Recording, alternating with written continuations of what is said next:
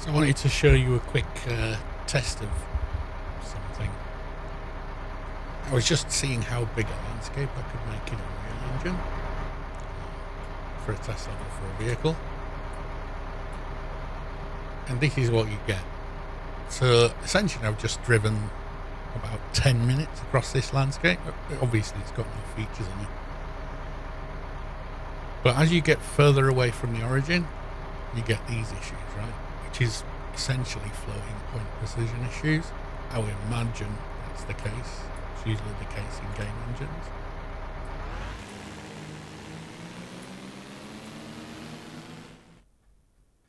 So basically I've just painted the landscape with a desert brush. And as you sort of keep driving, actually I'm going the same way still. And obviously you start getting hitches and things like that. So not a very practical demonstration, to be fair, but I just was really interested in what would happen, you know?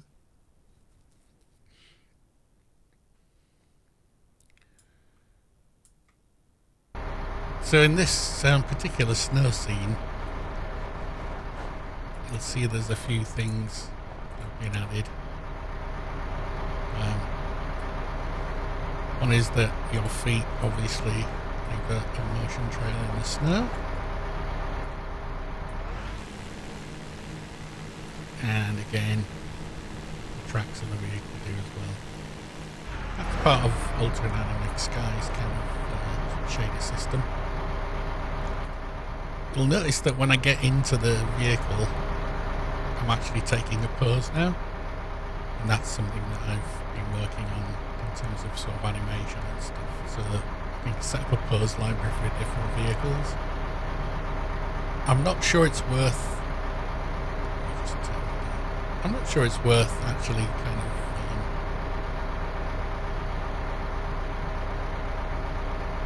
I'm not sure it's worth spending all the time animating the character getting into the car and all that stuff. I mean, this particular buggy, you can't even do that anyway. Fixed up a few things on the buggy about added lights that you can switch on and off. Okay.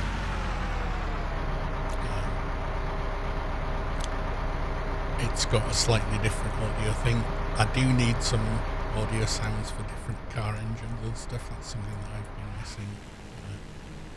I was hoping to get some from the vehicle game, but it turns out that's not really available in Unreal Engine 5. So yeah, I noticed that the terrain, I'll talk about the terrain in a second, but the idea for this is the terrain system is what I've been focusing on, so sort of animation, terrain, interaction, that kind of stuff. So let me show you a quick sort of video of that, I guess.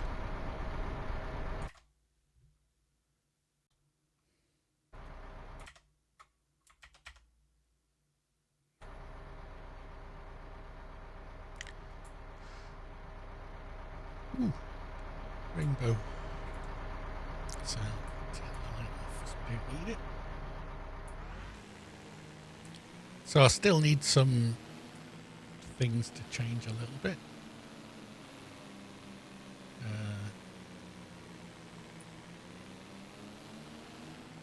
If you look here, the wheels don't quite touch the ground on the four wheels when you're really going for it.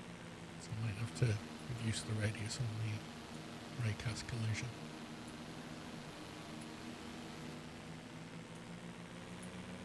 But it's, you know, it's actually kind of good fun. You need some particles on the wheels to kick up dirt and stuff and sand. But hey, whatever. It's fun. Not that I'm making a racing game or anything. I wanted to show you the terrain, really. This is one of the sort of bigger aspects that I've been working on. So I'll show you some interactions in a second, but what I really wanted to talk about is the sort of landscaping side of things, because I've spent an inordinate amount of time messing around with the Unreal Engine landscape system, and to be honest, it's a little bit trash. This is an 8K by 8K terrain, so 8 kilometers square, and it's kind of fun to drive around, but obviously this is using a thing called world partition, so it's partitioned into sort of little chunks. Now typically what I would do is I would scale the landscape up to get a larger area, and I've made a bit of a video to sort of show what that looks like. Essentially it's just you take your size and you scale it up, but obviously that means that you lose a lot of detail in terms of the landscape.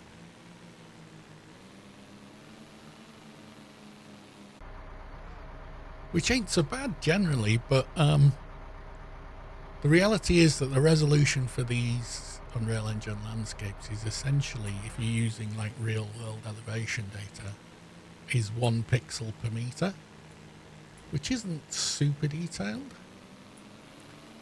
But you can kind of make up for it by using like nice looking texturing and stuff, which this is certainly not.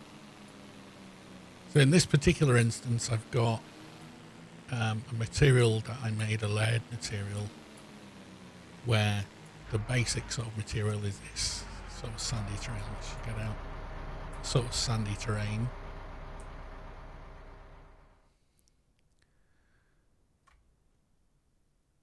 And it's kind of cool and all. Well, let me turn my light off. So it's kind of a sandy terrain base layer, and it's got a kind of black basalt sort of rock layer. I was just working on a triplanar material for that. So the thing is, it's not big enough. By default, this is kind of the maximum resolution that they recommend, 8K size. So I could bump it up by just doubling the scale and essentially having a 2 meters per pixel resolution, and then you'd have to scale the high up as well, and that would work. But the biggest problem is kind of a mixture between editing and texturing. And so I've been playing around with like different plugins and stuff to sort of explore different ways of doing it.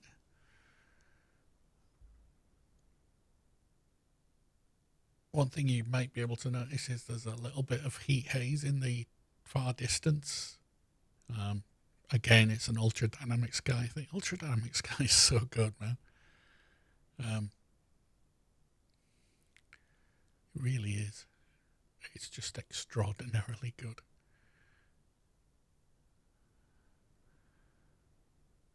So I just want to sort of maybe take a thumbnail of that kind of thing. But look at it, man. It's starting to become sort of useful. I wouldn't say it was useful yet, but it's starting to get there. Anyway, back to what I was saying. What was I saying? I don't remember. So yeah, let's do a quick time lapse of the sort of day cycle. So if I come over, where was I? Sort of standing over here-ish.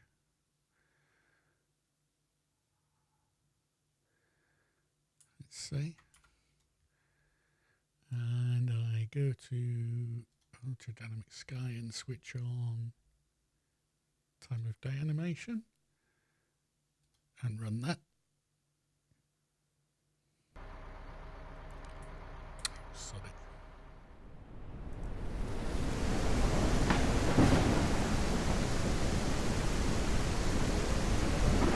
So this is kind of this is Ultra Dynamic Sky with like a 2-minute cycle for the weather changing.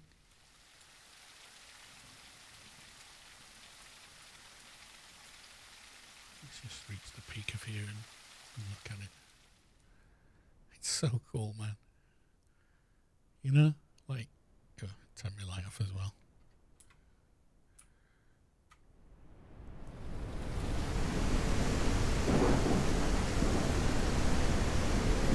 So let's get some footage of this. The point is that Ultra Dynamic Sky is a massively good investment. I think it's really, really solid. It's great documentation, features all work as you'd expect. Almost nothing is a problem with it, which makes a big difference, man. Bit too much specularity on the sand there. Let's ignore that. So let me just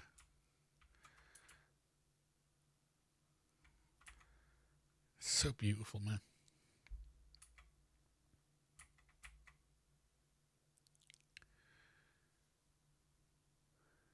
So yeah, you get a proper day-night cycle going on.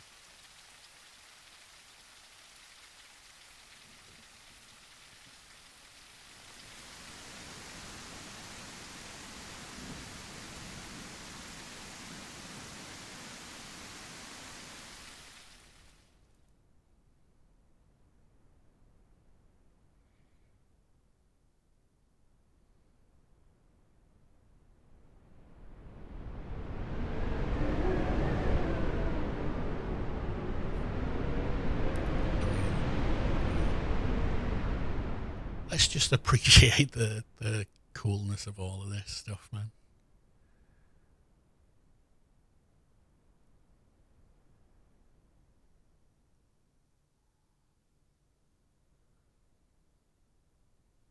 I'm out of oxygen again, of course.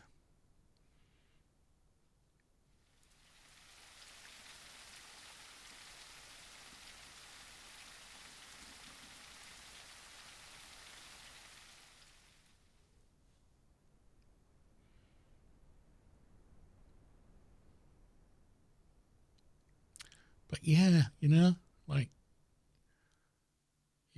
changing weather conditions will definitely play a big part in, and you can change the distribution of how often a particular weather setting comes up and that kind of stuff. Again, in the game, you will have like slowly changing weather, not as fast as this, obviously.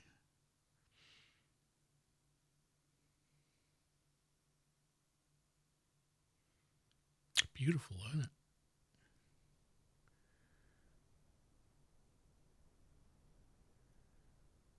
Give it a short while again.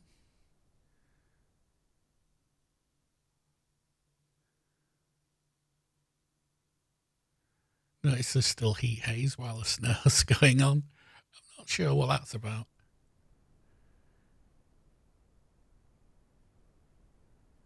But yeah, can't complain with this one.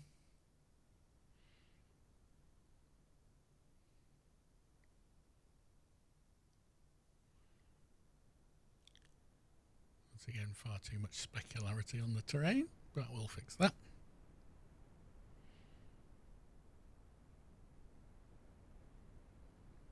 Okay, enough of that.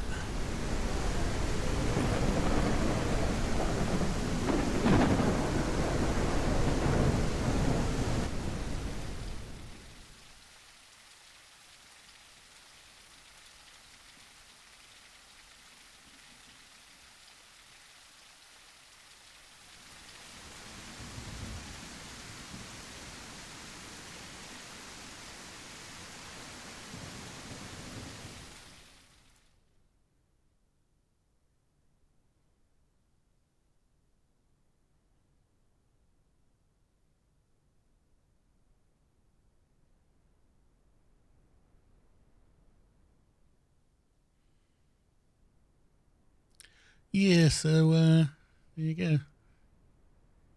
Excellent.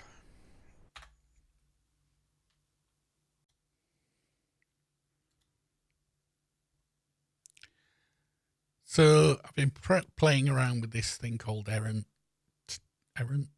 Landscape, and essentially it's a plugin that kind of replaces a plugin in the Epping made called Landmass.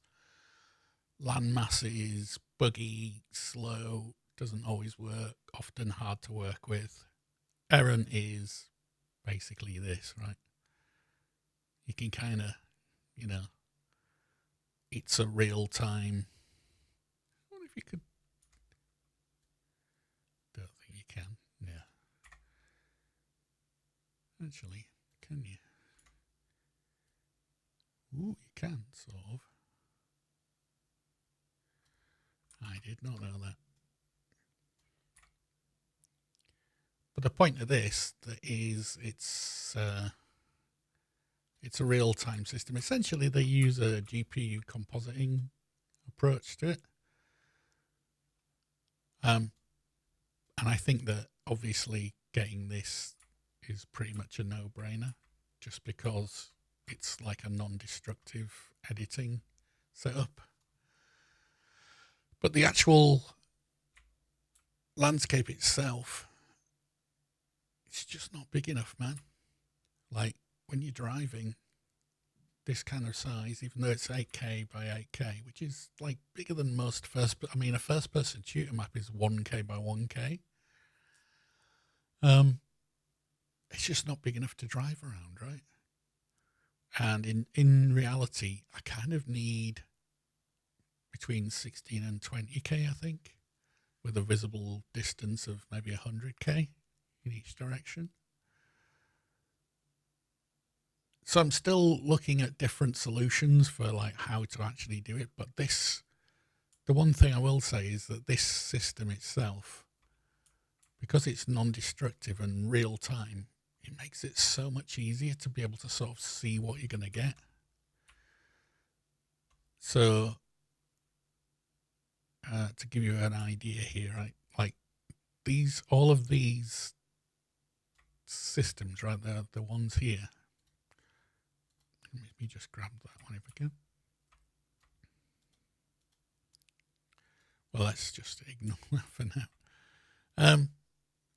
You can literally just copy and paste it because it's a real-time system. It's actually using like a GPU compositing approach to it. And the actual terrain material is one that I created. It's just a material layer system.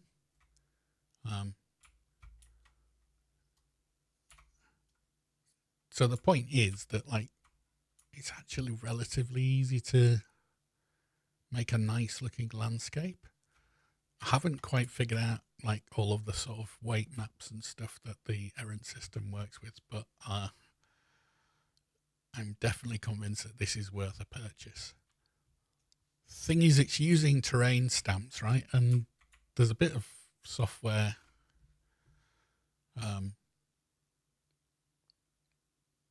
called Gaea that I'm going to buy to make some more terrain stamps, I think. I'm not sure. Gaea does 8K by 8K maps. So it's a bit of a... I'm just not sure entirely what's going to go on with all this. But world composition seems like a good idea. The world composition system essentially breaks the world up into small chunks and then streams those chunks in and out.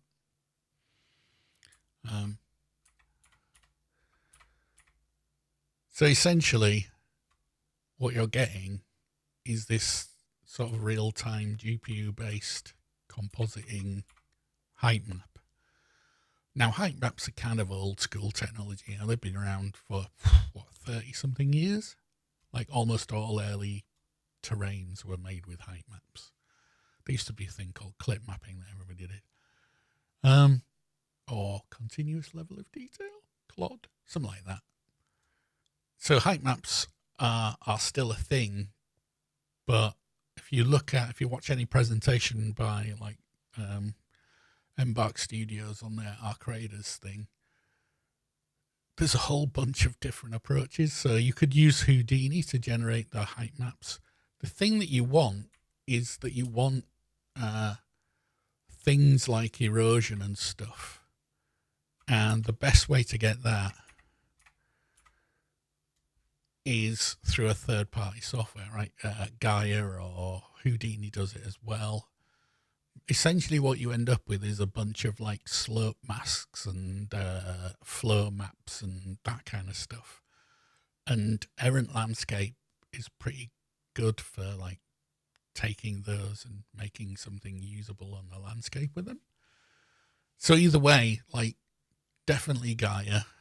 I've already got Houdini, definitely Errant. And I think that those three combined eventually will actually lead to a usable landscape. Because the Unreal Engine landscape system itself isn't so bad, but the editing interface and user experience for it all is kind of poor.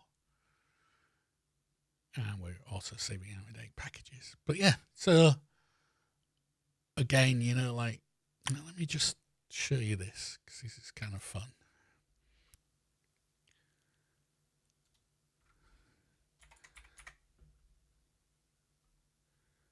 There we go, heat distortion.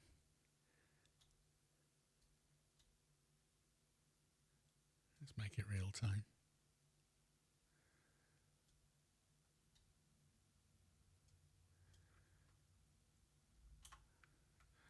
And switch that off and then go full screen and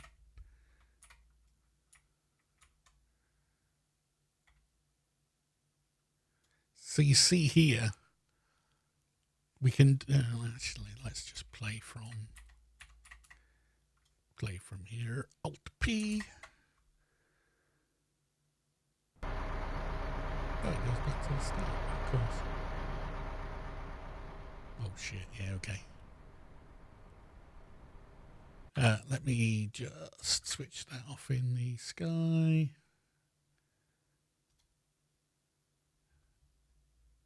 It's animate time of day. Switch that off.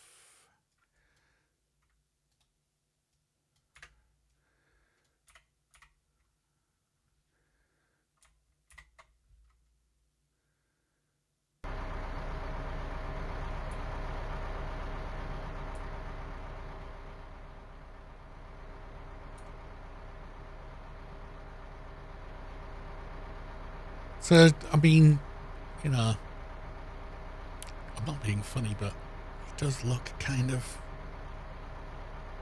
cool. Just seeing the sort of heat shimmer and stuff coming off the landscape is just, it's nice. I'm not entirely sure why the heat haze doesn't animate with the rest of the weather settings. Probably doing something wrong. But yeah, we'll get that in. So we'll be... Oh yeah, switch the rainbow on as well.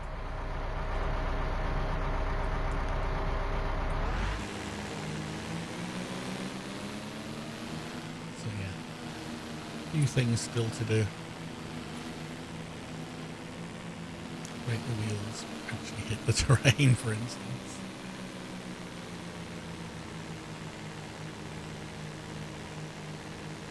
But yeah, like...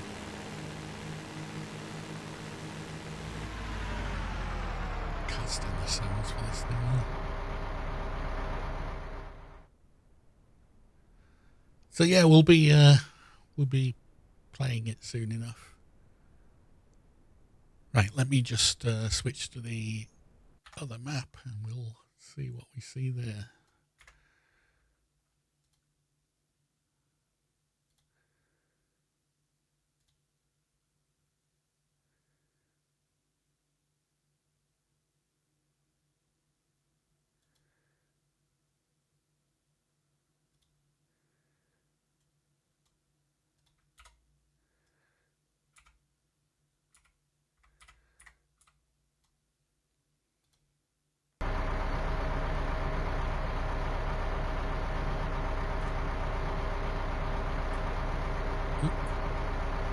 So,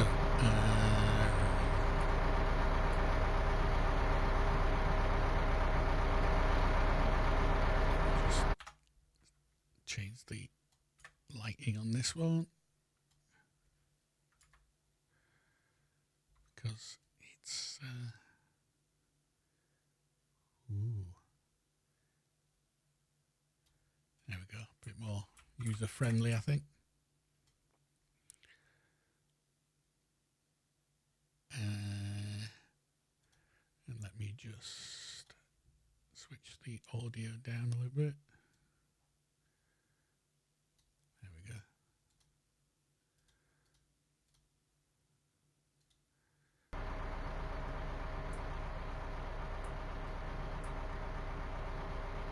Okay, so I want you to show you the sort of loop thing, right? So in this particular instance, I don't know why I set carrots and boxes and stuff up. Just, you know, it's just the system, right? So what you can do, you'll notice that there's animations playing for when I'm picking things up now. And again, the thing that's being picked up can choose what animation to play. It does orient the character towards it. So it'll do different types of animations based on whether the thing's on the floor or not. So you'll see that I've picked up, like, I can't remember how many. If I press the inventory key, I've pressed 6 carrots and 3 boxes. Forget that user interface for now because it's going to change a lot. So again, all of this stuff still needs quite a lot of changing. But the idea is that you'll drive around the world, you'll walk around the world, you'll loot places, you'll stick it in storage somewhere or just carry it around on you. And it's the looting loop, right? So, you know, the actual sort of the main game loop is you spending time either on the overworld, driving around, looting, surviving, I suppose.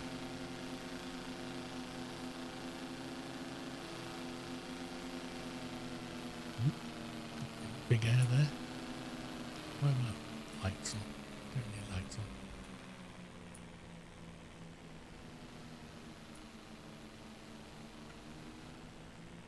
So it's all good fun, you know.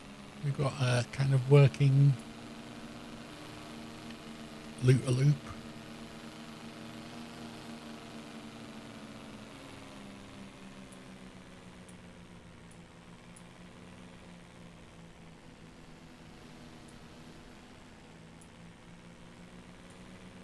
Looking forward to when people can try it out, really.